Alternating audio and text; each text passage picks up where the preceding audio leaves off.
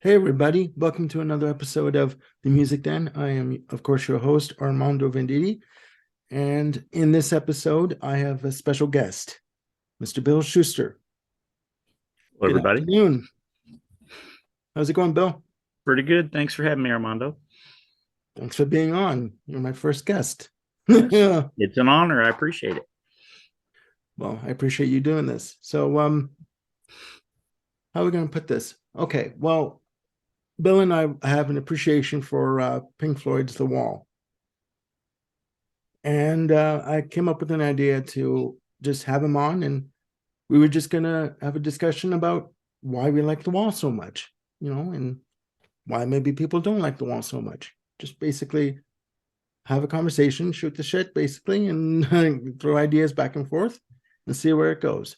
So, so Bill, you told me that you're a Pink Floyd fan, a big Pink Floyd Yeah. fan.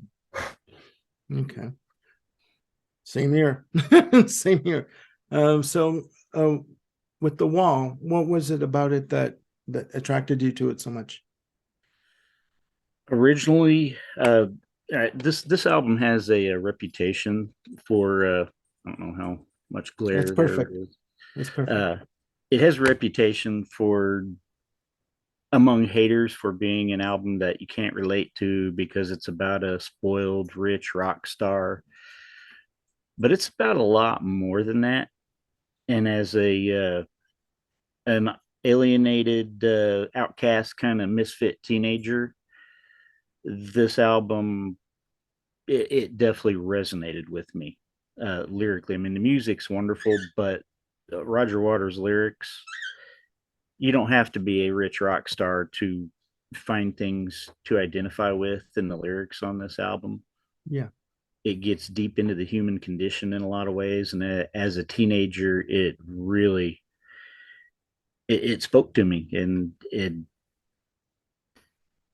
it helped me process a lot of things. It helped me feel a little less alone and isolated.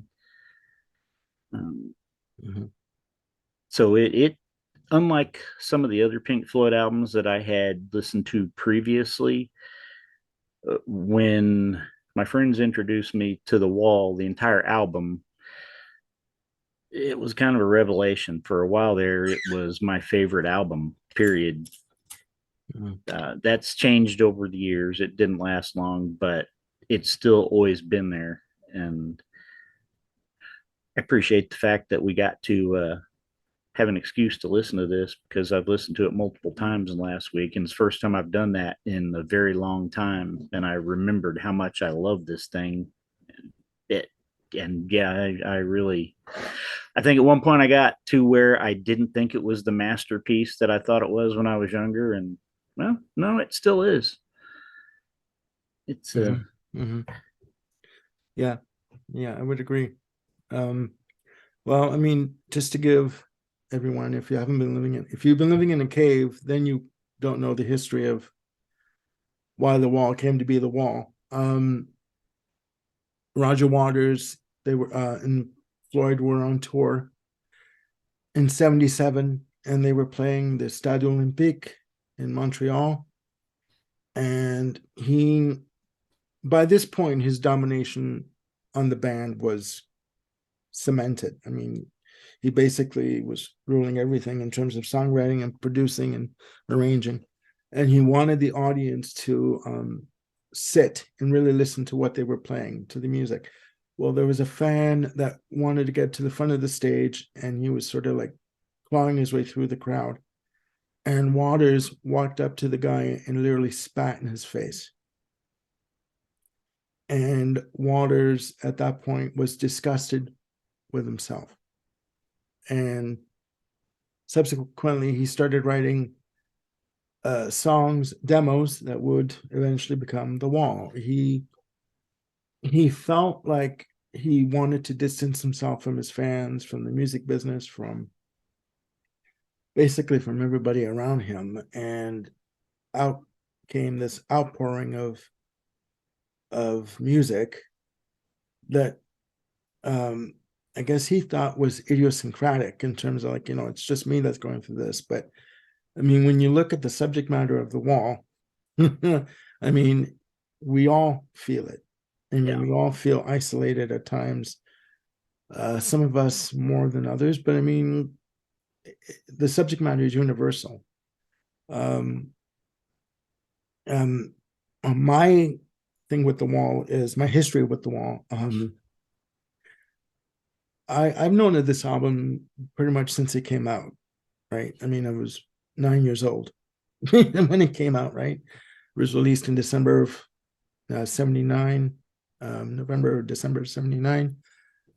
And everyone knows, big hit, Another Brick in the Wall Part 2, but there's a lot to it than that, ladies and gentlemen. Yeah. A lot to it. It's a double album, as you all know, it's 26 songs. It When I heard it at the age of 9, 10 years old, I couldn't make heads or tails of it. I had a brother-in-law at the time who was really into music, and he brought over some albums, and this was one of the albums we could put on the stereo, and I'm listening to it, and I'm like, okay, I can't digest this. I can't decipher it. I'm like 9, 10 years old, right? I can't really make this out. Um, I bought it when I was 18. Uh, I was actually able to find a nice vinyl copy for like $8.99, right? So I brought it home and I listened to it, and I was just like floored. The makeup of the album, the composition, the arrangements, the whole layout of the album. It floored me. I would take one day a week, like a Sunday, and take 2 hours and just sit there with the headphones, listening from front to back, and just get enveloped in it. And I mean, I just think that, I mean, yes, it tells a story of one person who basically feels alienated or isolated, or both, from society. But to an extent, that's his own doing. I mean, he sort of shuts himself away, and he builds up, this metaphoric wall, like where he's saying nobody can get to me, like, you bastards can't get to me now. Like I've cut myself off from everybody, and nobody can get to me until the very end. you know, and you it just takes you through the gamut of emotions, and like you're angry, you're sad, you're happy, like you're crying. It runs through just um how can I put this? You run through just again a gamut of emotions that it's like by the end of the album, for me, I was physically exhausted every time I heard it. You know what I mean? Um, and quite recently, well, a few years ago, I took Bob to see Roger Waters here in Edmonton when he did The Wall in its entirety. And I tried to prepare him. I said, you need to sit and listen to this with me. He says, no, no, no, I'll be okay. He had never heard the album before. He'd heard Another Brick in the Wall, the single, right? But he doesn't know artists from songs, right? Like, I mean, he bought the Nirvana album, Nevermind, and he thought it was, because he saw the baby on the front of the cover, and he heard one ballad, one very sort of soft track on the album, and he thought that represented the whole album. And when he brought it home, big surprise. So he kept saying to me about The Wall, he's like, no, no, no, I'm okay, I'll be all right. And he was just like gobsmacked. He could not believe what he was saying. He literally said to me, "This is the best concert I've ever seen in my life." Yeah, that had to be, wow, quite a jarring experience, especially not knowing what to expect going in. Wow. Yeah, it was it was an experience, and I'm watching him, beside me, and I'm doing this, and he's just like, like staring straight ahead, and he's like, all because as people know, if you've seen the show, as the show is going on, as the album is being played, the bricks are being put in place to build up this wall. So they stopped for like 15 minutes. They did the first album. They stopped for 15 minutes, and it was an exact 15-minute break. And then you go in, and for the second part of the show, it's all done behind the wall with images being, like animation being put on the wall. And he could not. I mean, he loved it, but he was just like, it was like sensory overload for him, right? And I'm like going like, yeah, yeah, I'm into it, and I'm watching it. I'm like, oh, you poor thing. Like, wait till after, right? Like when we get out of here, he's just gonna be like bouncing off the walls. But I would have to agree with him. Up until that point, I couldn't rank any concert that I've seen, but I after that show, that was the best show. It was rock theater. It was like done to perfection. So, um, well, let me ask you this. What, like, there are people that have said that it's too long, it should be just a single disc. Um, that certain elements of it, certain tracks don't work. Like, I mean, even David Gilmour has said in an interview that to him, The Wall lacks a certain amount of soul to him. What do you say to that? Like, I would say Dave is not necessarily the best judge of Roger's material. I'll put it that way. um, you heard it here, folks. yeah. Uh, in this, all right, I'm sure you probably recognize this. That's the I have Wall. it. I Yeah, have it live downstairs. 8081.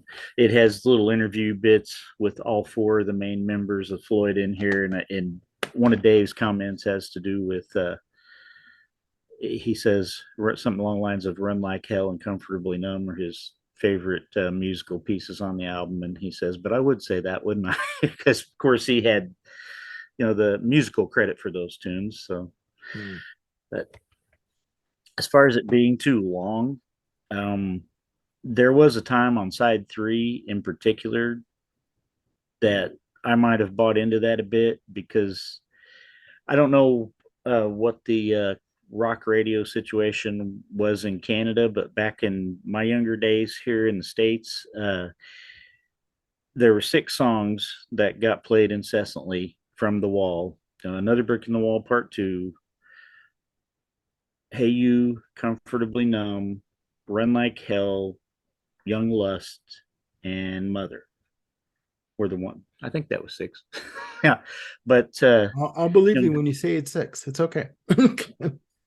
side three, it's bookended with "Hey You" and "Comfortably Numb," and those Mhm, were mhm. big, big, big on the radio stations. They were played constantly. So everything in between was kind of seen as filler by a lot of people, and I kind of bought into that myself for a while because those two songs are so amazing. But I wouldn't be without any of that stuff at this point. That's just gorgeous. You listen to "Is There Anybody Out There?" I mean, the haunting nature of the opening, the "Is there anybody out there?" And then when it gets into that beautiful acoustic guitar bit, just it's haunting. It and when you get into some of the things, like when I was younger, I didn't know who Vera Lynn was.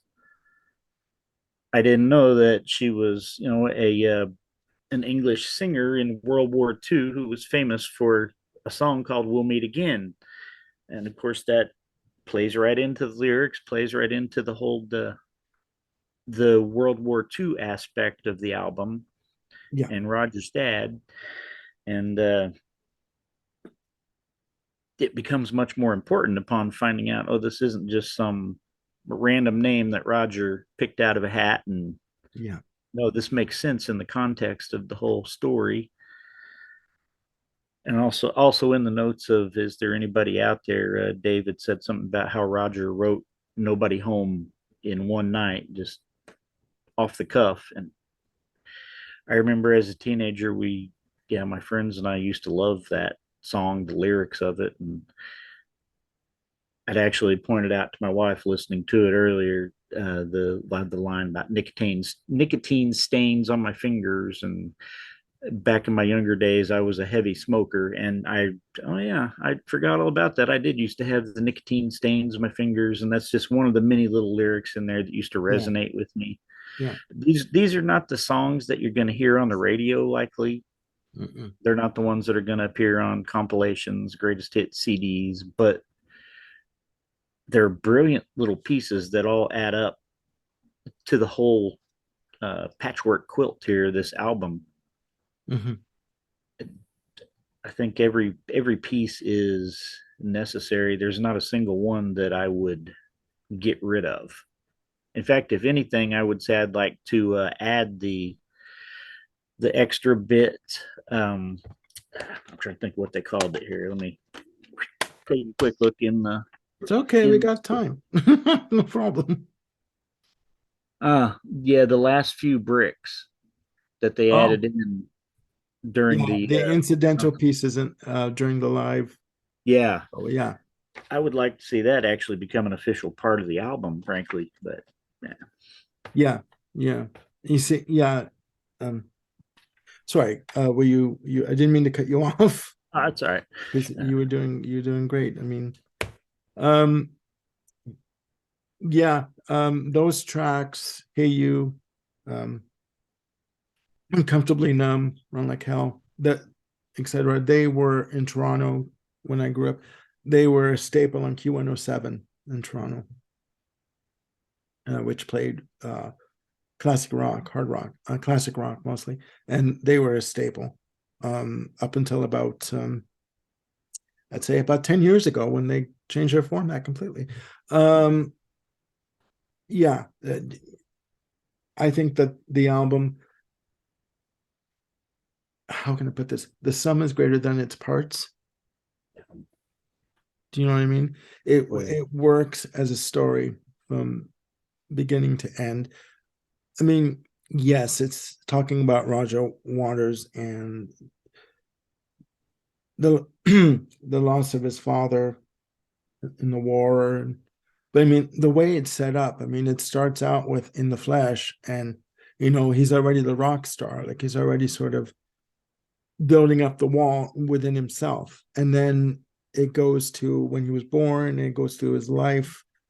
And it's a journey through someone's life and their experiences and their traumas and their, having an overbearing mother, having uh feeling alienated at school, and having a wife that is less than faithful. If we're gonna go there, right? When he's on the road, um and just sort of he bit by bit distances himself. Only 3 coffees today and I can't talk, from people around him, because he just feels like nobody can understand him, right? I think we all felt that at one point or another, Definitely. whether it be in our teens or in our 20s, or in my case, my 50s. Yeah, Um, same. you know, so I mean, it's a never-ending cycle. It never really ends. It just mutates and takes different forms in terms of your level of self-acceptance, right? So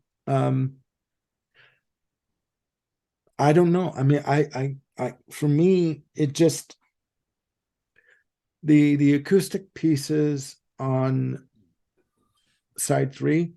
We're talking. Is there anybody out there? Sorry, that you're right. It's haunting. It is so. And anyone that just says, "Oh, that's all he's saying," that isn't anybody out there. Like, do you know what I mean? Oh, that's all they say. There's nothing to it. There's a lot to that one line, though. It's very important. You're not listening. That's just it, right? Like, and to anyone out there that's watching, and I hope you are, if you think that that's all that there is in that track, please sit down, staple yourself to the couch, to the chair, listen to the album, and listen to that track and just explore just for a few minutes, just to think, is he saying something more deeper than what's on the surface? It's a beautiful album, and that whole side three for me, it's just um I can't use this I don't know. The only word I can think of is magic, because it as a whole piece of music, as a whole album, it just works, you know. I mean, your opinion, I mean, because people have said, oh, it could work as a single album. What do you say to that? Absolutely not. That, that what would you cut? I guess I don't know. I wonder if people who say that, if they don't grasp the full story, if maybe Roger had he went in too many different directions for some people on this album, like rather than just focusing on, say, the rock star side of the story or the Roger's childhood side of the story. Maybe people were confused by too many things being thrown in the pot and they have a difficult time following the story. Possibly. It's very possible. I don't know. I mean, even um well, I don't know how to answer that. I think from a concept album, it's very ambitious. It's layered, it's ambitious, whatever word you want to use to describe it. I was thinking of calling this episode, like, is this album a masterpiece? You know, um, I think it is. I mean, in that respect, in that it hits all the bases, right? I mean, like, well, I'm doing too much talking. I'm sorry. I should let you also contribute too. Um, but I mean, in terms of a concept, in terms of an album, in terms of music, what is it that you look for that would pull you into an album? Well, this album in particular, musically, it has a nice variety to it, which I appreciate. Mm-hmm. There's so many different things going on sonically. Uh, I think part of the credit for that could go to Bob Ezrin too, though. Yeah.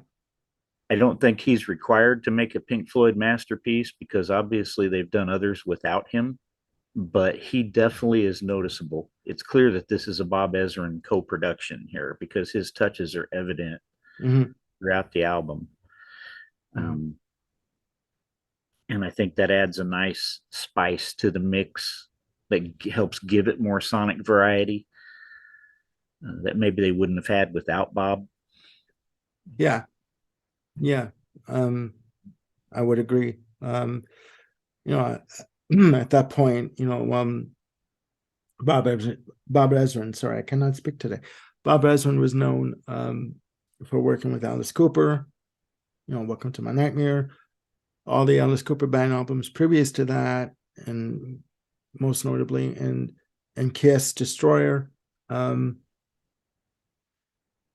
yeah, I think he adds an element to it that I think if it was somebody else producing, like I don't know, like a George Martin, I don't know that it would have that same sort of impact, um, or that the outcome would have the same sort of kick to it in terms of melody and in terms of overall production. I don't think it would. I mean, um, I mean, the backstory to it is that he had two albums. Roger Waters had two albums on the go, two ideas, and one was the pros and cons of hitchhiking, and one was The Wall. And he says, okay, we can do one or we can do the other. And they said that and the guy said that the minute that he explained what the wall was about, They jumped on it. They jumped on it. Do you think that it would have benefited maybe from more input from Nick Mason and Rick Wright? I definitely appreciate what those guys brought to Pink Floyd prior to this. I mean, especially Rick. I mean, as much as I'm a Roger Waters fanboy, my favorite moments on Dark Side of the Moon are Great Gig in the Sky and Us and Them, which are absolutely Rick Wright. So, yeah, I'm always up for more of him in particular. And of course, Nick brought his own particular bits and pieces that added to the overall, um, not necessarily songwriting so much, but colorization, spices, extra bells and whistles. Mm-hmm. So yeah, it would have been interesting if they had more input. I was just thinking a moment ago, something you had said reminded me about the fact that they had studio musicians who were not band members on this album, Mm-hmm. including, of course, Jeff Porcaro on drums, Mm-hmm. Mm-hmm. certain tracks. Yeah. Yeah. Funny enough, Tony Tennille from Captain and Tennille on backup vocals. That's right. That's right. um, She did some backup vocals in Paris for them, yeah, when they were recording it. Yeah. Um yeah, this album ain't no Muskrat Love. Let me tell you that much no, right no, now. it's not. So yeah. So yeah. Um hmm. I Yeah, don't. Yeah, I forgot where I was going with the original. I kind of derailed my own train there. no. It's okay. This train is gonna get derailed a couple of times, I would imagine. Probably. But no, I mean, would it have um benefited from Richard Wright's contributions or Nick Mason's contributions? I think it would have. Um, but at that point, Roger Waters was so dominant in the band, right? I mean, him at this point, thinking, I am Pink Floyd, right? Without me, you don't have a band. Ladies and gentlemen, when you get to that point, there's nowhere to go but down because you've reached such a pinnacle in your mind. I call it phantom self-importance. You reach that area in your mind where you think that you can't, that nothing else can be done without me. Where else can you go? I mean, you know what I mean? Um, I mean, I don't know. Like there was a point where they were saying when they were going to do a movie of it. Have you watched the movie? Like, do you think that I have that too? Okay. Thank you for the props. All of my props are in the basement. So, what do you think of the film? Like, Oh, I love it. That when I was 18, around 1986, the first time I saw the movie, a couple of friends and I had rented it and took it home and watched it on a VHS tape.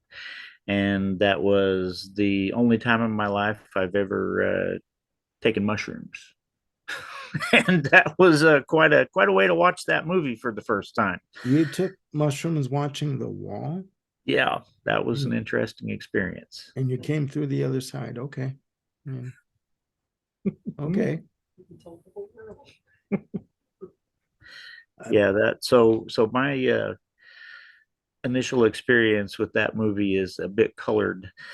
I never quite had the same experience with it again, obviously, but I can still put it on today and enjoy it. I actually, at the time while we had that VHS tape rented, I had a little jam box, a cassette recorder and Mhm. player, and we did the old school set it next to the TV speaker and recorded the entire movie soundtrack onto a cassette. And so Oh, I would play okay. that cassette and listen to the actual movie from beginning to end on that cassette, even when we didn't have the actual movie itself. Okay. So that's a whole different experience of listening to it. Yeah. Um, Yeah. and very entertaining also without all the visuals, just laying in a dark room listening to that cassette without the actual screen being there to show you what was happening. Yeah. It's a different take on some of the music, of course, because they altered some of the music. I was actually mentioning to my wife Stacy earlier that it blows my mind to this day that "Hey You know, one of the best and most well-known songs on the album didn't make the cut for the movie. How does that even happen?" Um, yeah. That happens when you have two creative minds thinking that each one is in charge of a movie. You have Roger Waters and you have Alan Parker, uh, both complaining to Bob Geldof at the time that the other one is being too dominating. I know what you mean. I'm like, because I'm watching the movie, and I wasn't on under anything. I was watching it sober, straight and sober. And I just thought, pardon my language, I thought, what the fuck is that? Like, what is going on here?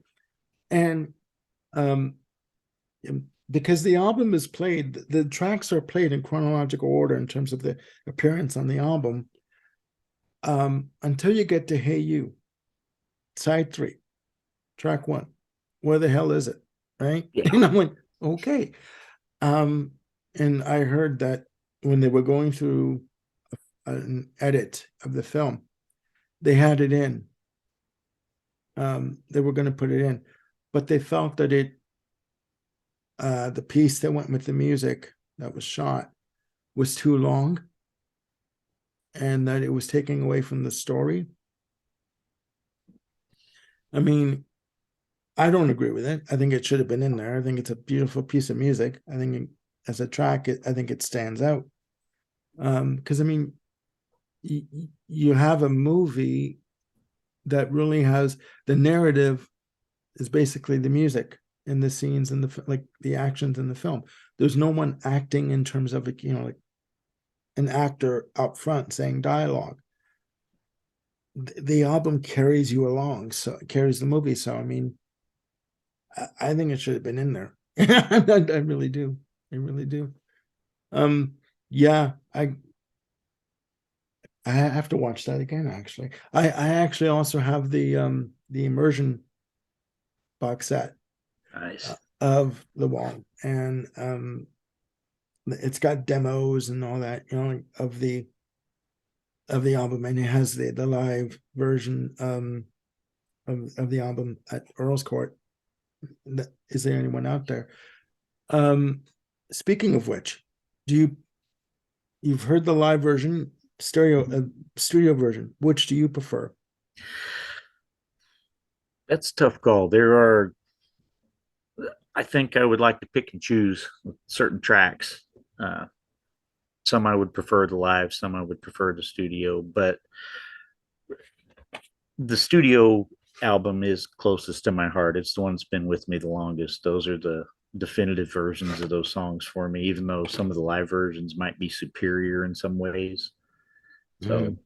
I'll go for the original album if I had to pick. Mm-hmm. Okay, I mean, I like them both.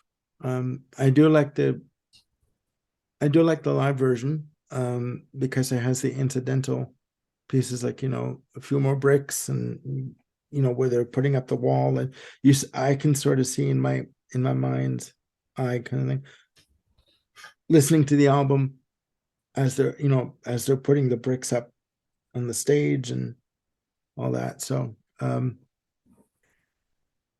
don't know. I like both. I like both. Um, and in terms of, I mean, he's been in the news lately. Roger Waters has been in the news about re-recording Dark Side of the Moon all on his own. Um, Not to go off on a little tangent, but I mean, what do you think of that? overall?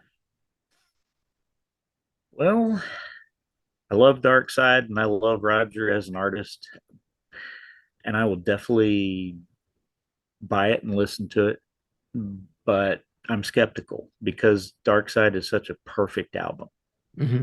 I mean, it's legendary for a reason. That's just one of those albums I don't think can be overrated. It's just so brilliant. Uh,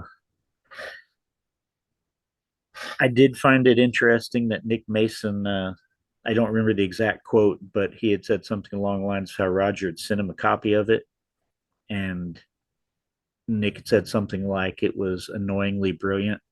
So apparently he's giving it a positive review, which is interesting. That makes me extra curious to hear it now if Nick gave it that kind of rave. Yeah. I as recently as this morning, everyone, I pre-ordered a copy of the Lockdown Sessions. It's coming out here uh, in North America, June 2nd. So thank you, Amazon. But um, because he does reworked versions of Mother on it's a 6-track EP, he calls it. Um, I'm interested to hear it, but what what pisses me off is that, as you can tell, I'm very shy with my words here. What pisses me off is the fact that he's going on it and doing interviews saying words to the effect of, yes, the band recorded this album, the band did the album, but let's be honest here. It was my idea. I wrote the lyrics. I did, came up with the idea for the concept of the album. It is my album, right? Okay. So you acting for the last, say, 10 years that everything is okay and you've let bygones be bygones, where's that? Do you know what I mean? I don't think Roger or Dave, either one, will ever truly let go of that bone. They're both going to keep gnawing at it until one or both are dead. Nick seems to be the only one that's able to say, well, I'm just going to keep a foot in both camps and go on about my life and not worry so much about it. Yeah. He seems to be the only sober headed one of the group at this point in that respect. What if And here's a question for you, and then I'll shut up for a bit. What if Roger Waters re-recorded The Wall all on his own? yeah, same thing. I'd be interested to hear it, but again, much like the dark side thing, I think it would be more of an addition to rather than a replacement. And in that way, I don't have any problem with it. If it would somehow take away the original, yeah, that would be pretty irritating. But the original will always be there, so I'd be interested to hear what he would do now. And I did. I know Roger had made comments and then kind of backpedaled a bit about Dave's guitar playing and all right, most Pink Floyd fans, no matter what side they're on, are likely to acknowledge Dave's a brilliant guitar player. Mm-hmm. No matter what else, I mean, two things should be clear to most hardcore Pink Floyd fans: that Roger's a brilliant lyricist and Dave is a brilliant guitar player. I mean, these are kind of not everyone's going to agree, but I think most fans would probably. Uh, so yeah, that's a bit much of Roger to even suggest that Dave's guitar was not important. And I say that as again a Roger fanboy. So yeah, I love the man as an artist, but yeah, he does get his own head up his ass sometimes. I guess that happens when you are that brilliant as an artist. That happens a lot with. Well, that's a hell of an ass. Yeah, In terms of his own, like I said, phantom self-importance. I mean, no man is an island kind of thing. Do you know what I mean? Like nobody can do it all on their own, right? I mean, maybe except Prince, but I mean, Maybe. but even he got into issues with that. Yeah, I don't think let me put the how can I put this? I think that they each need to take a breather, like relax a little bit, in terms of airing their dirty laundry out in the public, you know. Because you see it with like even with like Journey, they're in the they're fighting online right now, with each other, suing each other. It's like you get to the point, even with Pink Floyd, it got to the point where I was like, okay, you know what? Dave, David Gilmour, like in the mid 80s, he just said, you know what, let's just get back to the music, right? Um, what do you think of Gilmour's comment that the wall lacks a certain amount of soul? I would have to ask Dave how he defines soul. 'Cause I would definitely disagree with that comment. Yeah, I mean, all right, I'm not looking at soul here as like say a musical category. Like uh, I'm looking at it more in terms of as an emotional term, Yeah. something that causes deep feelings. And I could say that no matter how many times I've heard Comfortably Numb, when I've been listening to this album and I've heard it in context after the rest of side three and it get into that build, that Mhm, song has brought me to tears every time I've listened to it this week. mhm. And Yeah, part of that's Roger, part of that's Dave. yeah, That was a place where they both combined to make something very soulful, I think. So I would be curious to hear if Dave doesn't think his own brilliant musical composition there is soulful. That's one of the most soulful rock songs ever. yeah, yeah. Because there was a story that uh, Gilmore, Waters, and Ezrin went out to dinner one night to talk about how to piece together "Comfortably Numb" in terms of the final recording. Gilmore and I believe it went this way. Gilmore and Ezrin wanted to have it more of a more rock oriented, and um, Waters wanted more of a, I guess you'd say, softer symphonic approach. And they came to a compromise, right? And that was the finished product, right? So yeah, how can you? I mean, people say, well, they recorded the album, they're the ones that worked on it, so they can say whatever they want. Yeah. But how can you say that that album lacks a certain amount of soul? I don't get it. I don't get it. I don't know. I like Yeah, I don't know. It sounds almost like Dave is slamming himself there. So, yeah, it makes no sense to me. But unless yeah. he really just does have a very different definition of what that word means to him, which is very possible.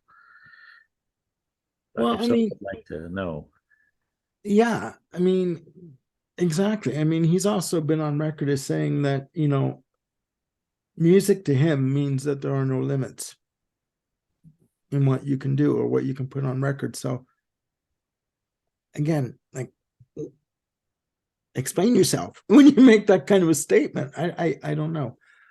I don't know. I think that for me, I'm gonna, put myself out on a limb, and I'm gonna say that, in my very, very, very humble opinion, that, and I'm anything but humble, guys.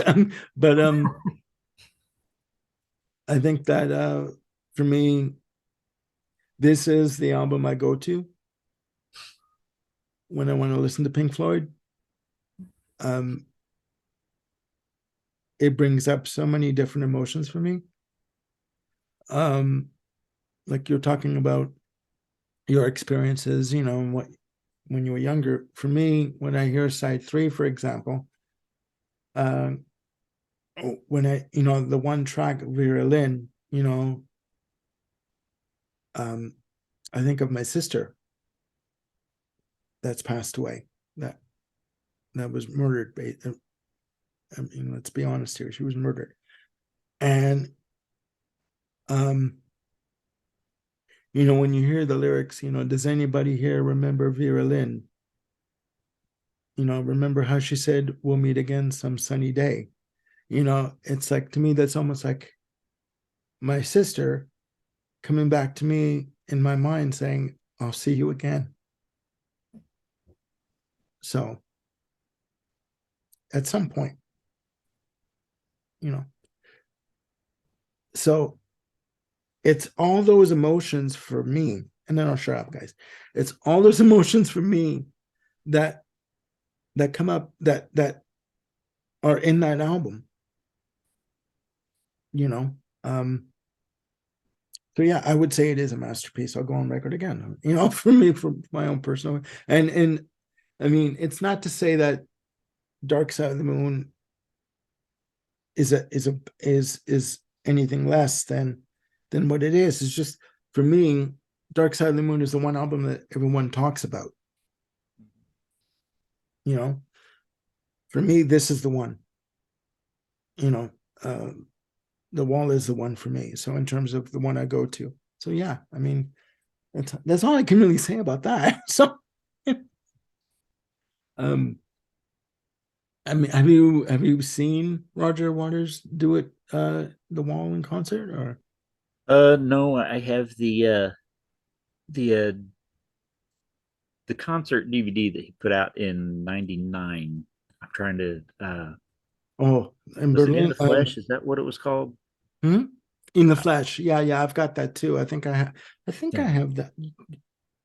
Yeah, I have not seen him live, unfortunately. I'd love to, but he's out of my price range usually. No. Hmm. Yeah, I mean, I yeah, yeah, yeah. We got tickets for him to see him just before COVID hit, and we held on to those tickets, and we saw him September 13th of 2022 on the is this the life we really want tour, and it was amazing. It was amazing. It was just like, mind blowing. Um, and those tickets costed like $560 for two Yeah. tickets. You know, luckily I have one good kidney working, because I had to give one another one up, in terms of to pay for it, kind of a thing. But and people were, saying, um, this is another topic, but people are saying, why would you spend so much money? How could you do that? Unfortunately, guys, that's what's happening these days. If you want to see an artist, and if you want to go to these shows, and if you can afford it, then you have to pay the money, you know. Um, and I will say this. He did say at one point during the show, um, I want to thank you for holding on to your tickets, and being patient with me to come back, um, and play for you guys. And he rocked it. It was a show that was mind-boggling. It didn't surpass The Wall, because The Wall was, now that we're back on topic, Yeah. Come full sorry, circle. we go off on tangents, guys, and hopefully he'll come back on the show again, and we'll do another one of these. But yeah, it was a mind-boggling experience to see him both times. It was unreal. So hopefully, he'll come back again, and we'll both be able to see him at some point. Um, I don't know, but yeah, no. What else can we say about The Wall? I mean, any more thoughts? See, I'll leave it up to you. I do even though I didn't fully remember hearing the album until I was like 17, 18 in the mid 80s, Mhm. I do remember when it first came out.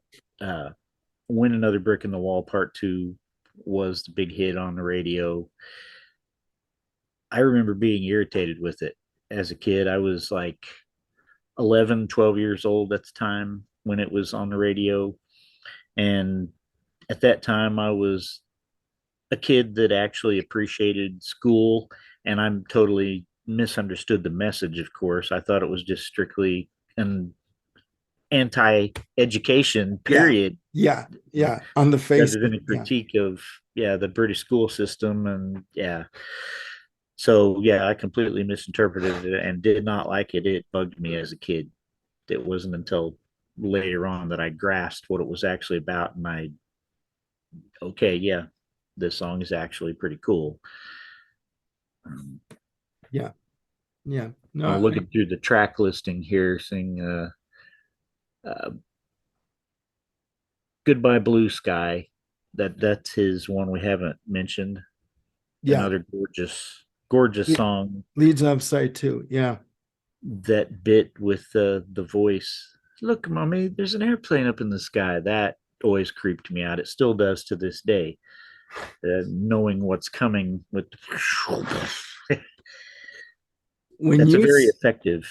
when you just said that, do you know what I was thinking about when I heard the kid's voice? What's You that? know, look, mommy, there's no plane up in the sky. I just thought of Damien from the Omen, from the Omen. That would be Uh, extra creepy. that that voice, you know, like I'm not going to do it because I can't do a British accent for to save my life. But yeah, I mean, it's just yeah, yeah. We forgot And about that. Yeah, Goodbye Blue Sky leads upside too. to Um, go from that creepy moment into such a delicate, beautiful song. It's a nice little juxtaposition there. Just yeah, it's always been very powerful. I found it cool. Ann Wilson from Heart did a covers album. Well, she's done more than one at this point, but back in 2007, she did one. I think it's called Hope and Glory. yeah, And Goodbye Blue Sky was one of the songs she chose to cover, which was, I thought, nice that she went for a deep cut like that. yeah, and there are a bunch of deep cuts on this album that Yeah. I mean, everyone always goes to another brick in the wall part two, but you know what? There's also another brick in the wall part one. I In part mean, three. in part three, where he just basically destroys the entire hotel room he's in, and like he Yeah. just that's what I mean. I mean, this album goes from such highs and lows. It runs the gamut of emotions that I don't know how you cannot be affected by it. I mean, but yeah, I mean, I think first and foremost, I think first you have to be open to accept the album, to listen to it. You have to be open to that kind of music, I think. I mean, what do you think? I'd say you're right. Some people don't necessarily want something that is going to hit them in this way. Some people aren't necessarily wired to feel it, I think. Mm. I don't know if a certain amount of empathy is required. I don't know if that's necessarily the word I'm looking for, but it's going to have to work. So, um, Yeah, yeah, yeah. No, no, no problem. I'm not going to grab a uh, dictionary and look it up, but yeah. Um, is there is there any part of the album or any track on the album, single track, I guess, that would, I guess, um, how can I put this? That had best represented you and what you were going through at the time when you were growing up and getting used to this album, or is the album as a whole? Like, it's the album as a whole, but as much as it's one of the most popular songs on the album, "Comfortably Numb." Again, no matter how much it's been overplayed by radio, and that song lyrically as a teenager, just again when I was listening to it this week, when the music is gorgeous, but the lyrics, especially in the second verse, when I was a child, I had a fleeting glimpse out of the corner of my eye.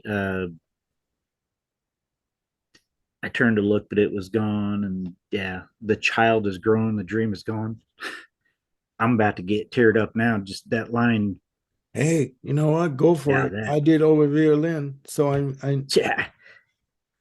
Even now, all these years later, I'm not that messed up teenager that I was then, but the trauma that we carry from our younger days never truly goes away, even if we've learned how to deal with it. yeah. And I, that song, listening to it throughout this week and those lyrics really brought back how messed up was it that as an 18-year-old, I was already saying that uh, the dream is gone. How can an 18-year-old say that? So yeah, that really resonated with me. That was brutal, and that just, but it helped me at that time too, because it helped me acknowledge what I was experiencing, and it let me know that I'm not the only one. That it was a more universal thing. So yeah, that's it's a beautiful thing that a piece of music can do that. And that it could still do that all these years Yeah. later. I need to interject. Stendhal syndrome is the intense emotional, physical, and mental symptoms you have when experiencing music or art. I don't know if you heard Stacy in the background there. I heard something, but I couldn't really. She said Stendhal syndrome, Stendhal syndrome is the intense physical, mental, and emotional experience you have physical, mental, and emotional experience you have while listening to music or viewing art. while listening to music or viewing art. All right. Apparently, Stendhal syndrome is part of what we're discussing here. Now we have a term for it. Cool. Thank you. Okay, well, okay. No, that's good to know. I had no idea about that. You know, education is never a waste. You know, you always learn something. Um, I think that I think you're right. I think there's I'm going to say it again. For me, this album from the word go is brilliant. I don't see I can't see you editing out any parts to make it more cohesive. There, I mean, how can you? Um, every part is supposed to be where it's supposed to be. Um, I think that if you did try and edit it down for a single release, I think number one, you get a big revolt from the record buying public, Yeah. namely me. I don't. I mean, and it wouldn't make any sense. It would take everything out of context. Um, it this is not just a bunch of songs put together just for the sake of selling an album. This was telling a story. And at the time, it may have been idiosyncratic to Roger Waters, but over time, it's become universal in that we've all felt alienation. We all still do feel alienation. It never really truly goes away on any level. Not to bring, the show down, but It is about the wall. It's not exactly a happy album. It just, exactly. Well, exactly. But I mean, there are times when you need to go to that place in your mind and in your heart, and but you can come out of it possibly, hopefully, feeling better and with a better understanding. You know, so. But I mean, I don't know. I like I've said before. I mean, how many times can you say that something is you know a perfection or a masterpiece? I don't know. I mean, it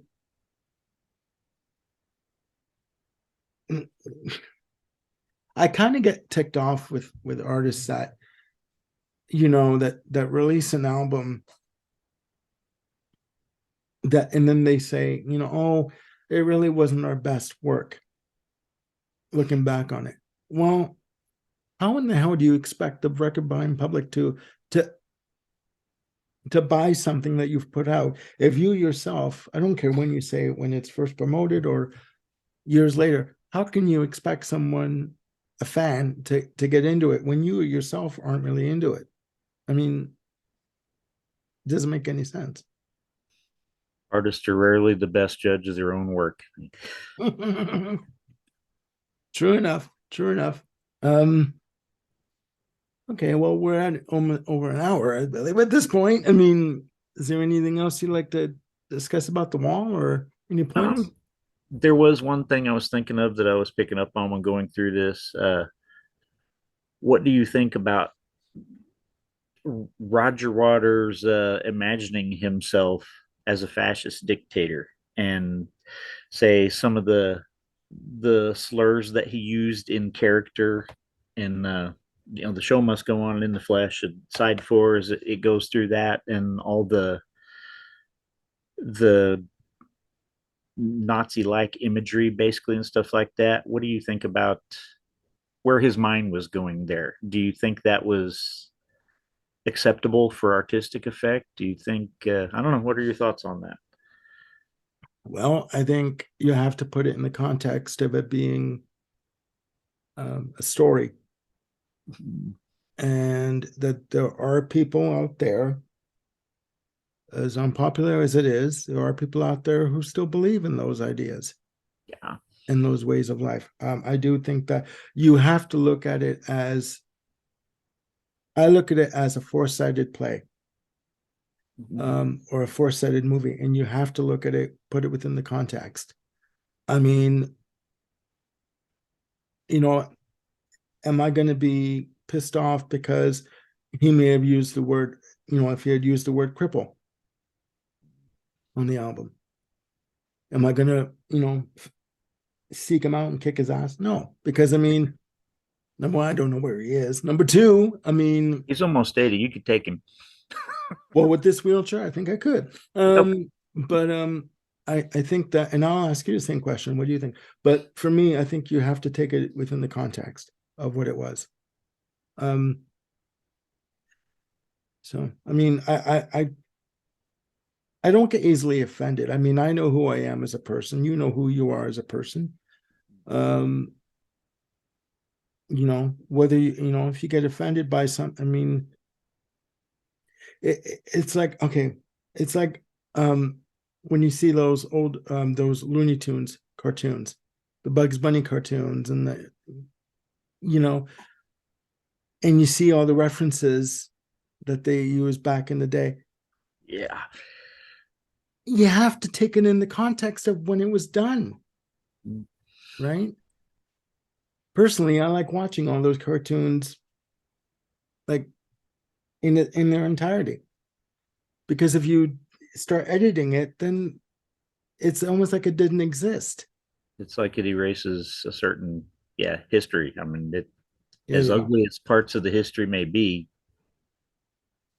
it is what happened. So yeah, let people Okay. judge it as it was. Yeah. Yeah, I would tend to agree generally with that interpretation. It's part of the story, it's part of the character. I just, for some reason, it struck me when going through it recently, that I, in a way I'd never seen before, that I was wondering, why did Roger imagine himself in that particular identity? And considering what people have said about him Yeah. as a band leader and taking control of everything, there's an interesting connection there too. Uh, So why would he personify himself in that way yeah, but yeah, on tape, right? So yeah. Okay.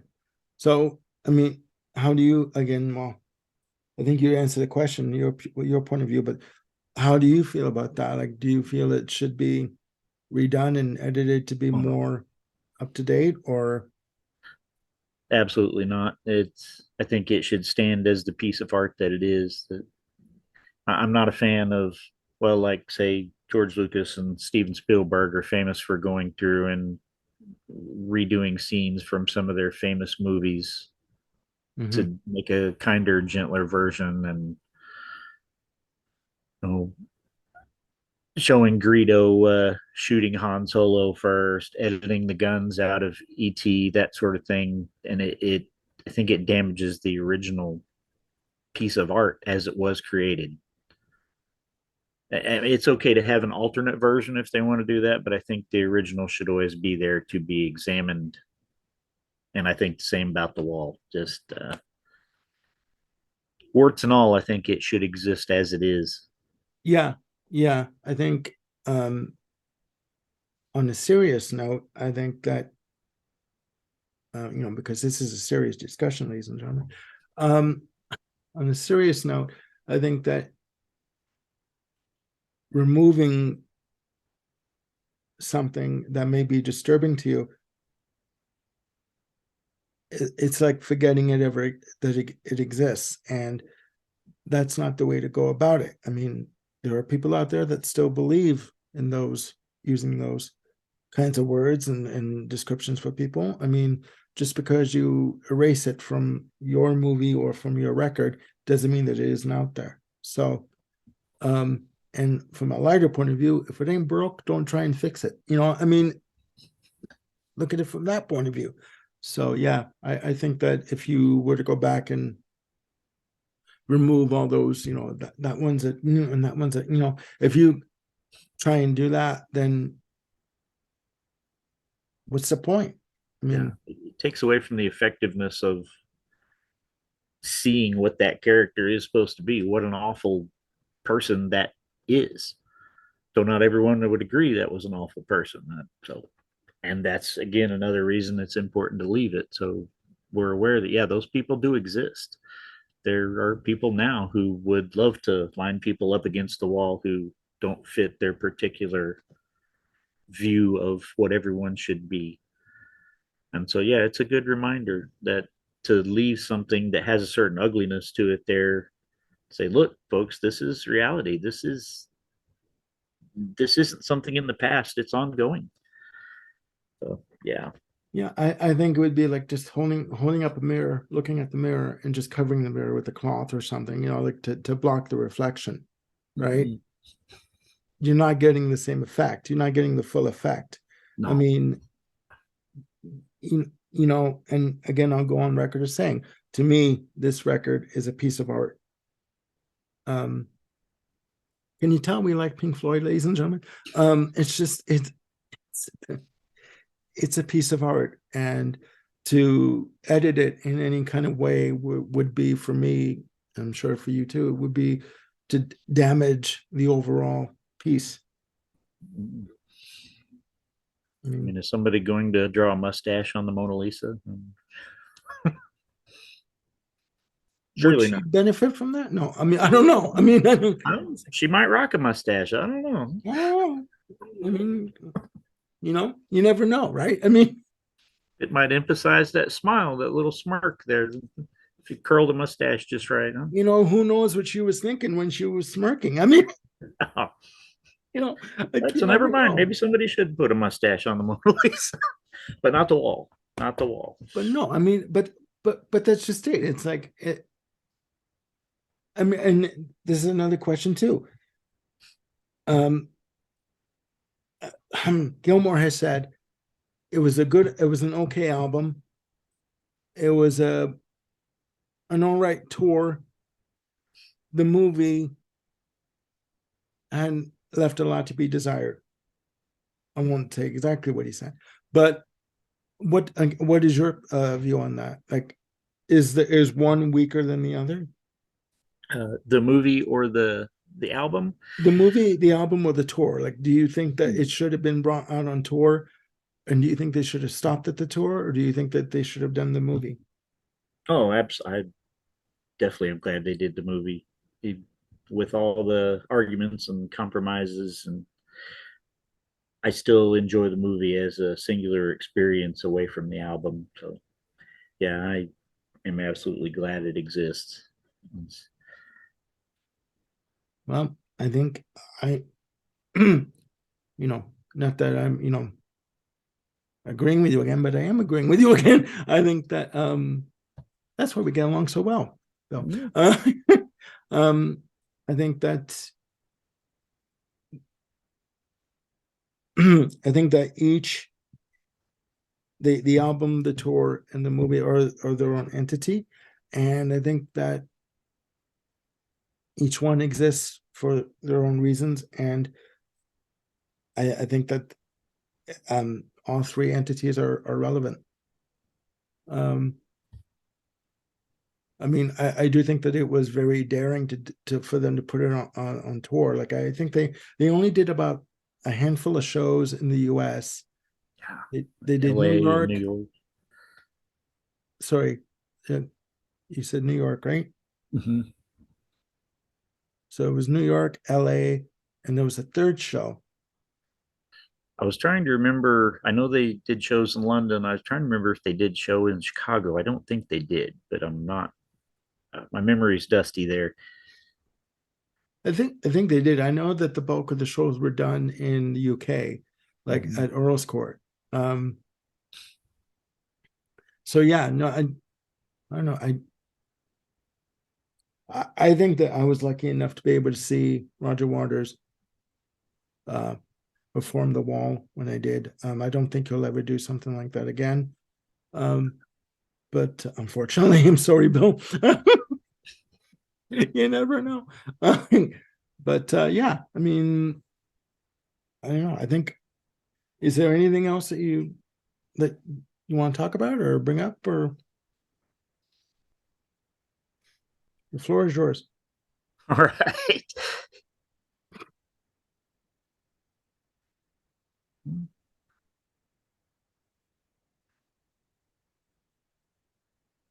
I would like to give a little shout of appreciation for Roger's vocal performance on the trial, with the way he altered each voice and played the different characters.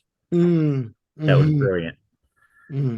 Roger doesn't get the credit he deserves as a vocalist. He's not a great pure singer like a Paul Rogers or somebody like that, but frankly, Paul Rogers is fine, but he bores me to tears sometimes.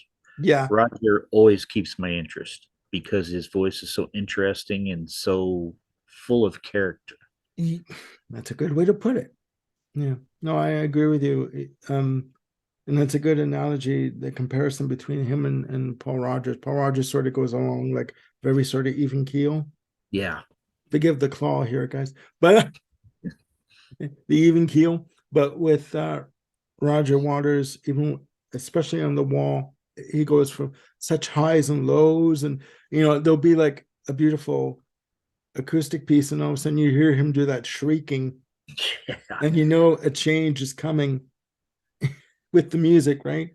Yeah, no, especially on the trial, he did such a vocal gymnastic on that track that it was like, oh my god.